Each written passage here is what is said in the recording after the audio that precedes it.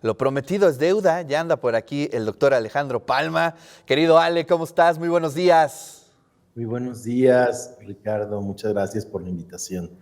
Gracias, Ale. Y bueno, pues el día de ayer, ya sabes, surfeando en las redes sociales, en el Facebook de nuestro querido doctor Arturo Aguirre, vi que estaba anunciada la conferencia del doctor Alejandro Palma, la conferencia Los espacios dolientes de la poesía ante la violencia, y dije, bueno, pues le hablamos a Alejandro para que nos platique un poco, un adelanto de esta conferencia, que además obviamente tiene un back importante, que es un artículo que ya tuve oportunidad de leer y que es interesantísimo: la poesía mexicana de circunstancia contra la violencia extrema producida desde el narcotráfico, ¿no? Que es un poco el marco de lo que será esta conferencia. Pero bueno, pues platiquemos un poco, para razón de invitar a la gente y también para dialogar con la audiencia en torno a este tema.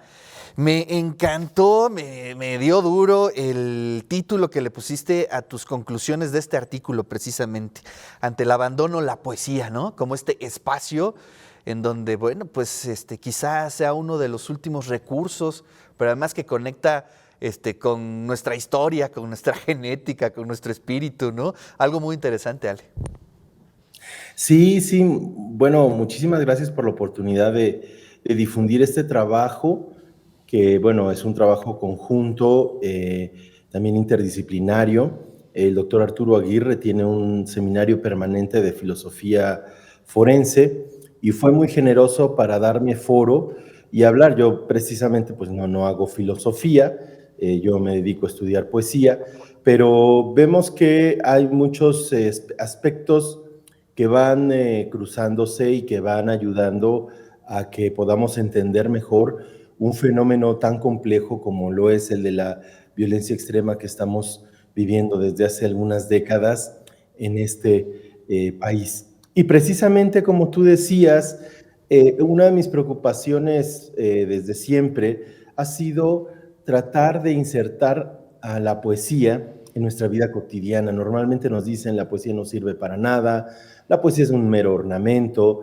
Incluso en los programas de literatura hay un sesgo hacia la poesía, como una cosa de decir, bueno, solo para los que le entiendan, etcétera, etcétera. Entonces, creo que gran parte de mi carrera como profesor y como investigador ha estado centrada en eso, en demostrar que la poesía se articula. Y en este caso, es un caso de estudio maravilloso porque nos demuestra cómo la poesía, y como decías, en ese tipo de subtítulo esperanzador, ¿no? Porque yo siempre creo que debe haber una esperanza después de todo este panorama.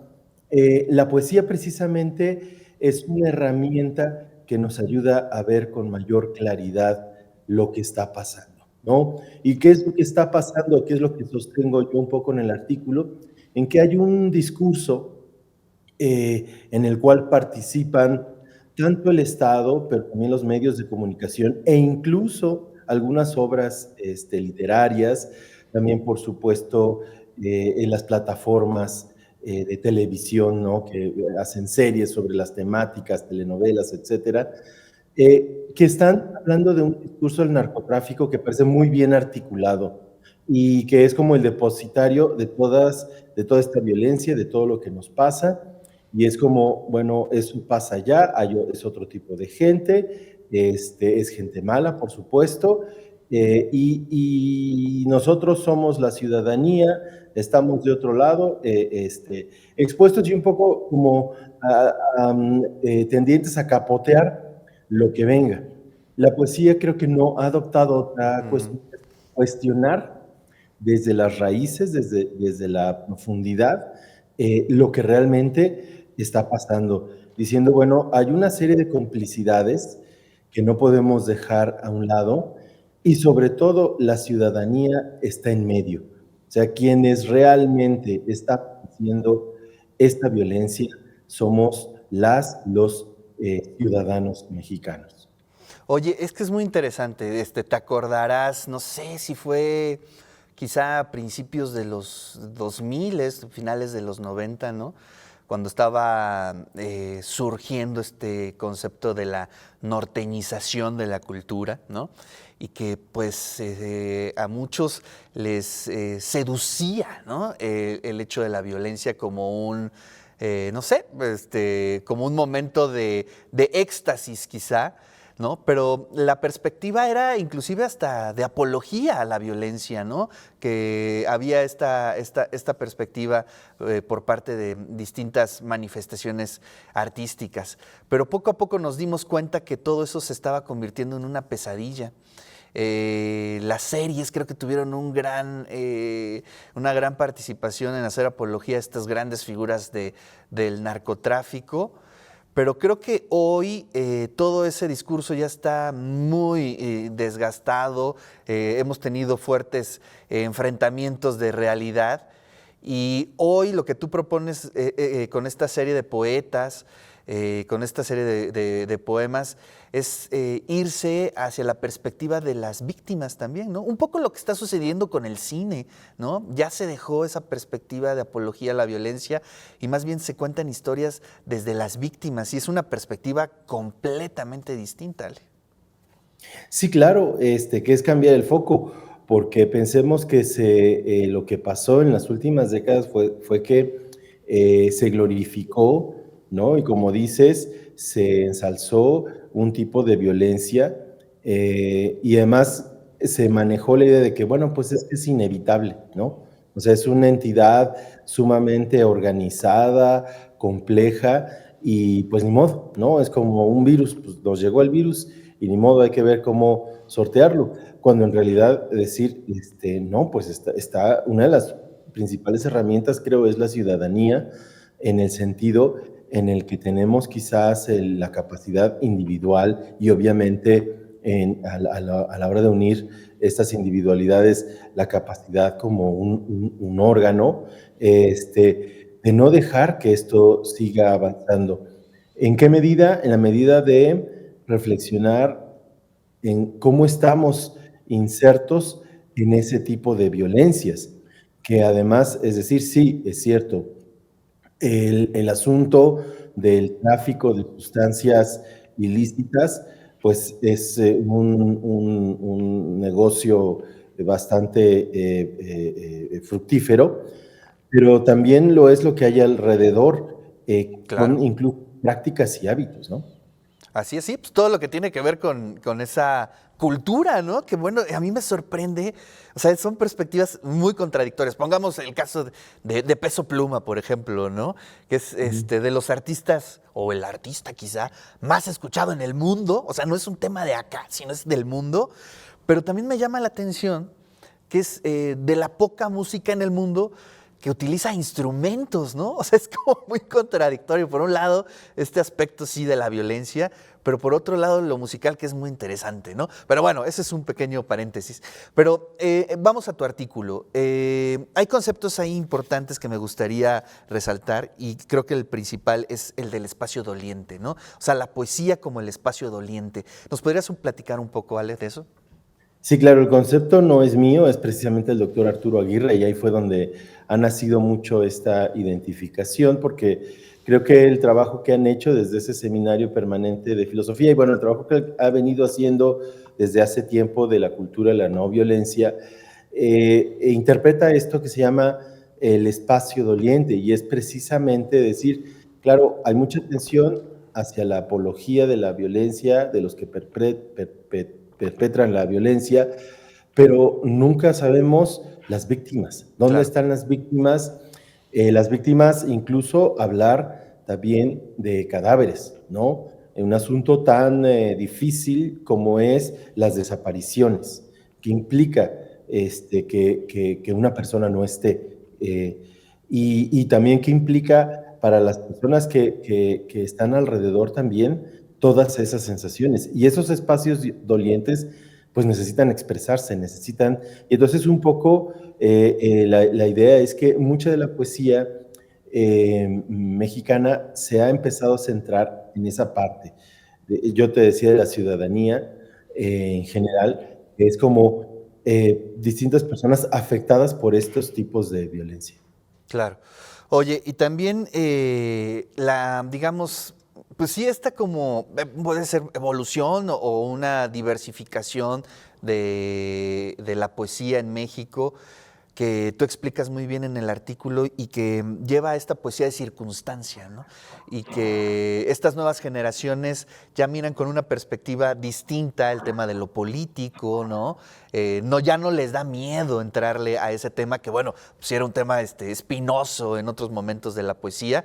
Y hay una serie de poesía, de poemas que se han hecho pues virales, podemos decir, importantes para segmentos generacionales que, bueno, redes sociales, violencia, espacio doliente, ¿no? Este canto precisamente que une a generaciones y a gente que ha vivido lo mismo prácticamente, ¿no? Sí, fíjate que precisamente cuando te decía al inicio de este caso de estudio tan interesante, yo siempre me he dedicado a estudiar los márgenes de la poesía, o sea, lo que no es tan popular, lo que no es tan recurrido, y de pronto llamó a mi atención que empezaba, normalmente en la poesía mexicana había esta idea de un discurso muy puro, que la poesía no se debe de involucrar con los aspectos inmediatos, cotidianos, sociales, ¿no?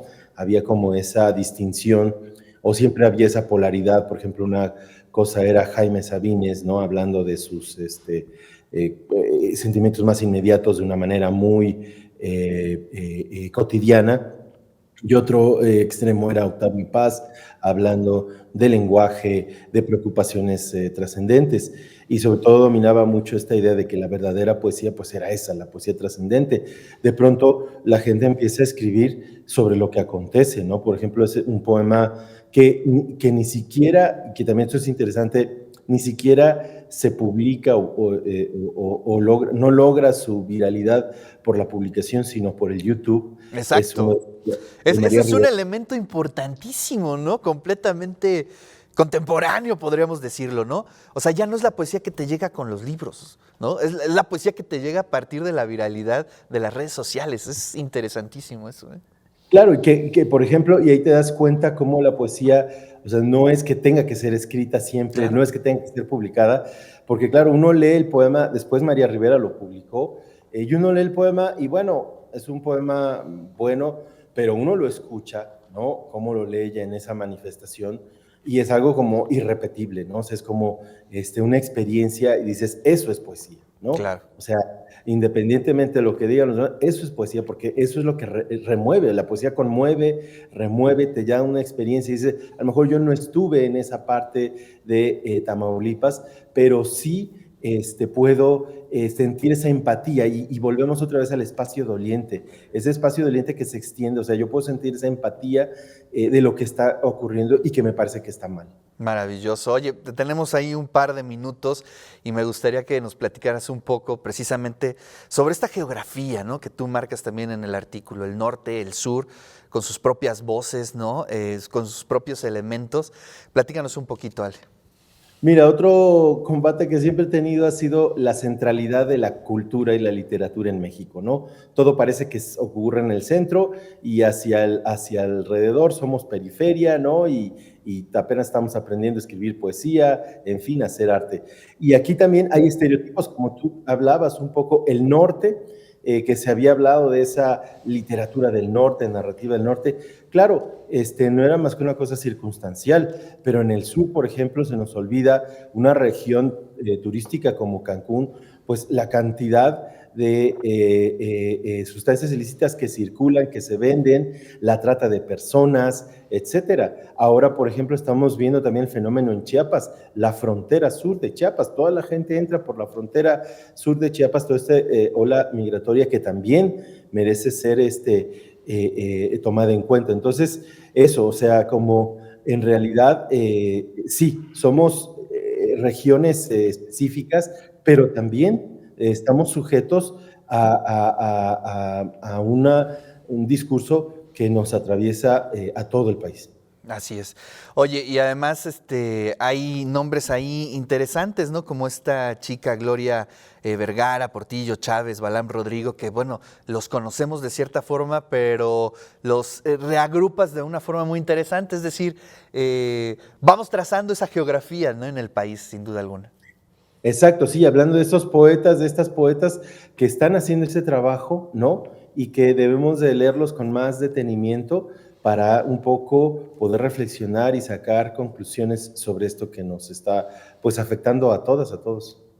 Ale, pues yo te agradezco mucho que te hayas tomado este tiempo para platicarnos sobre este artículo que ahorita a toda la audiencia de El de eso se trata se los voy a rolar. Aquí tengo el PDF, pero Pues, además que nos recuerdes, la conferencia es el día jueves 3 de abril a las 12 horas en la Universidad Autónoma de Tlaxcala, si no me equivoco, o es vía Zoom, ¿verdad? Se pueden conectar. no, no, no, puede ser presencial o vía Zoom, va a ser en la Pinacoteca, en la Universidad Autónoma de Tlaxcala. Los colegas de Tlaxcala fueron muy generosos, ¿no? De prestar el espacio, de mover el seminario, porque es un seminario interinstitucional. Y sí, pero también va a transmitirse por Zoom, en el cartel vienen los datos. Maravilloso, Ale. Pues muchas gracias por tu artículo y muchas gracias por estar aquí esta mañana. Te mando un gran abrazo. Al contrario, gracias, gracias por todo. Bueno, pues muy interesante y además es importante que no perdamos la pista. Digo, estamos muy al pendiente de las notas, estamos muy al pendiente a lo mejor de las producciones cinematográficas o de las novelas o de las novelas, de los textos periodísticos, pero no hay que perder el punto de vista de la poesía, ¿no? Que siempre es como la otra historia que podemos leer acerca de lo que estamos viviendo en el país. Así es que ahorita les hago llegar en el grupo del De eso se trata este artículo de Alejandro Palma.